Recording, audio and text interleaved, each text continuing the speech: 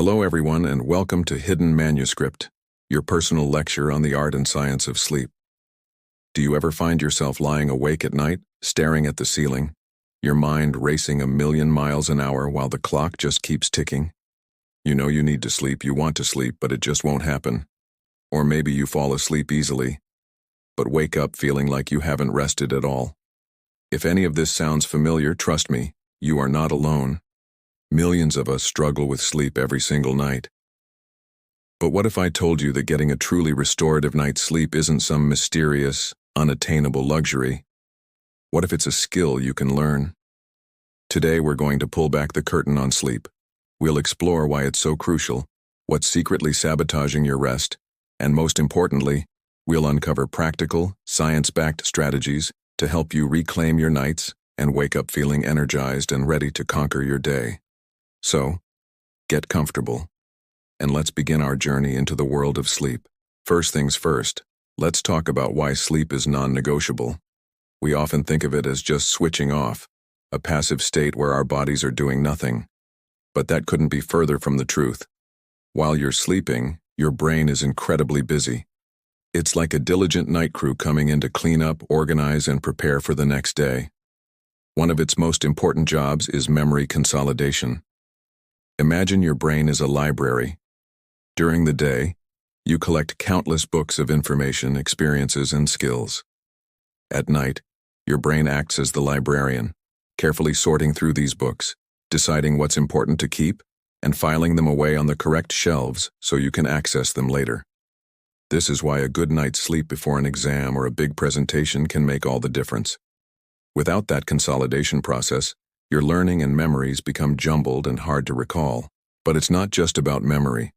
Sleep is also when your brain performs a vital detoxification process. Think of it as taking out the trash. Throughout the day, metabolic byproducts accumulate in your brain, kind of like mental clutter. While you sleep, a special system called the glymphatic system kicks into high gear, flushing out these toxins. This process is essential for long-term brain health and cognitive function. Furthermore, sleep is critical for emotional regulation. Have you ever noticed how a lack of sleep can make you feel irritable, anxious, or emotionally volatile? That's because the part of your brain responsible for managing emotions, the prefrontal cortex, gets impaired when you're sleep-deprived. It's like trying to drive a car with faulty brakes. Your reactions become overblown and harder to control. So, sleep isn't just about feeling rested. It's fundamental for your mental clarity, emotional stability, and overall brain health. Now let's shift our focus from the brain to the body. Sleep is the prime time for physical repair and growth. While you're in deep sleep, your body releases growth hormone, which is crucial for repairing tissues, building muscle, and keeping your bones strong. This is why athletes prioritize sleep. It's as important as their training and nutrition for peak performance and recovery. Your immune system also gets a major boost during sleep. It produces and releases proteins called cytokines, some of which help promote sleep, while others are needed to fight off infection, inflammation, and stress. If you're not getting enough quality sleep, your body makes fewer of these protective cytokines, making you more susceptible to getting sick. Ever wondered why you seem to catch a cold more easily when you're run down and tired? Now you know. Sleep is your body's frontline defense. It's the ultimate restoration period that keeps your physical machinery running smoothly, from your muscles to your immune cells. So if sleep is so wonderful, why is it so hard to get? Let's uncover some of the hidden culprits that might be sabotaging your slumber. One of the biggest offenders in our modern world is light. Specifically the blue light emitted from our screens, our phones, tablets, laptops, and TVs. This blue light is a powerful signal to our brains that it's daytime. It suppresses the production of melatonin, the hormone that tells your body it's time to wind down and sleep. So, when you're scrolling through social media or watching one more episode right before bed, you're essentially telling your brain, "Hey, wake up. It's not time to sleep yet." This creates a conflict, making it much harder to fall asleep naturally. It's not just about screens, though. The overall lighting in your home matters. Bright overhead lights in the evening can have a similar effect. Your internal body clock, or circadian rhythm, is incredibly sensitive to light cues. Another major sleep disruptor is our daily routine, or lack thereof. Our bodies thrive on consistency. When you go to bed and wake up at different times every day, especially on weekends, you're giving your body a form of social jet lag. It's like flying across time zones without ever leaving your home. Your internal clock gets confused and can't establish a stable sleep-wake cycle. This inconsistency makes it harder to fall asleep at your desired bedtime and harder to wake up feeling refreshed. Then there's caffeine and late-night meals. That afternoon, coffee might seem harmless, but caffeine has a long half-life, meaning it can stay in your system for many hours, interfering with your ability to fall into a deep sleep later on. Similarly, eating a large, heavy meal close to bedtime forces your digestive system to work overtime right when your body is trying to shut down for rest. This can lead to discomfort, indigestion, and fragmented sleep. These small, seemingly insignificant habits can add up to create a major sleep debt. All right, we've identified the problems. Now let's talk about the solutions. The good news is that you have the power to transform your sleep, and it starts with creating a relaxing pre-sleep ritual. This is about consciously signaling to your mind and body that the day is ending and it's time to wind down. About 30 to 60 minutes before your intended bedtime, put away all screens. I know it's hard, but this is the single most effective change you can make. Instead, engage in a calming activity. Read a physical book under a dim, warm light. Listen to some soothing music or a podcast. Take a warm bath or shower. The subsequent drop in your body temperature after you get out helps trigger sleepiness. Gentle stretching or practicing some light yoga can release physical tension.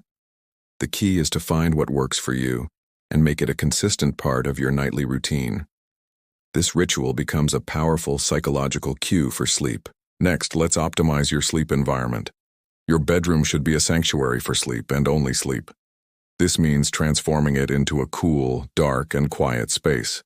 The ideal temperature for sleeping is actually quite cool, around 18 degrees Celsius or 65 degrees Fahrenheit. A cooler room helps facilitate the natural drop in body temperature needed for sleep. Make your room as dark as possible.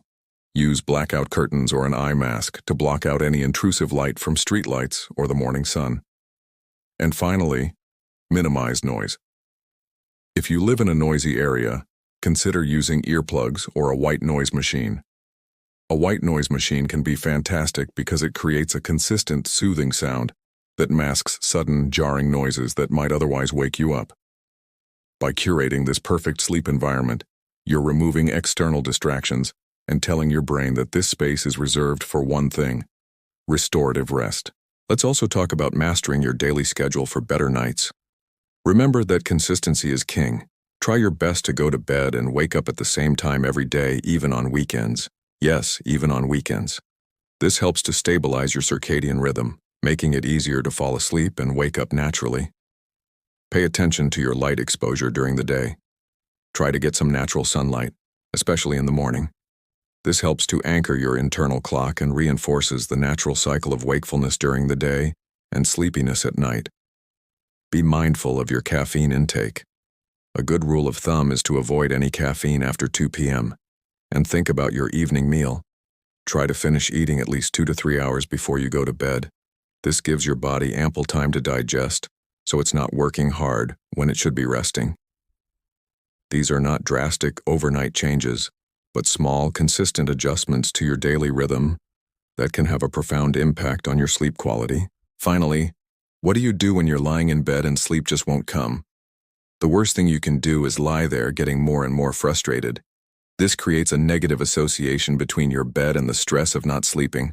The rule is, if you haven't fallen asleep after about 20 minutes, get out of bed. Go to another room and do something quiet and relaxing under dim light. Read a boring book, listen to some calm music, or do some simple breathing exercises.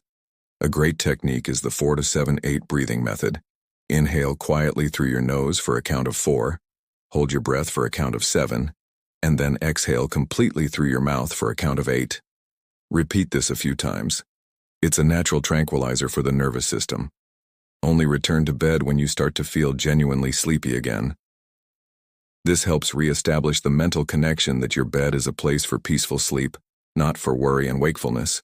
We've covered a lot today, from the fundamental importance of sleep for your brain and body, to the hidden saboteurs and the practical strategies to fight back.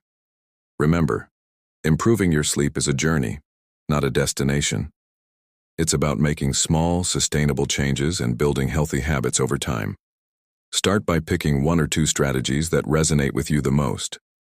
Maybe it's creating a wind-down routine, or perhaps it's committing to a consistent wake-up time. Be patient and kind to yourself. There will be good nights and bad nights, and that's perfectly okay. The goal is progress, not perfection. By prioritizing your sleep, you are making one of the most profound investments in your overall health, happiness, and well-being. Thank you so much for joining me on the Hidden Manuscript channel today. I hope this sleep lecture has illuminated the path to better rest for you. If you found this information helpful, please give this video a thumbs up and consider subscribing to the channel for more deep dives into the topics that matter for your well-being. Don't forget to hit that notification bell so you won't miss our next lecture. Sweet dreams, and see you next time.